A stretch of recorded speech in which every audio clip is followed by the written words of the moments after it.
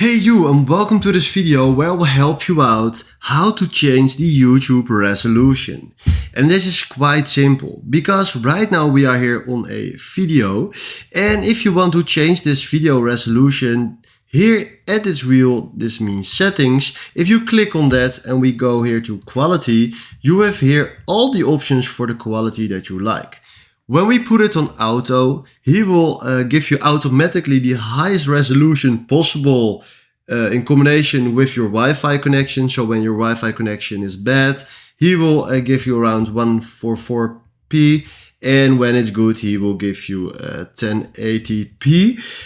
And right now, if you want to choose it by yourself, now let's say we want the highest resolution, click on that.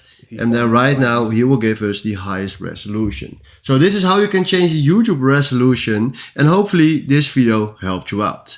Then from now, thanks for watching and have a wonderful day.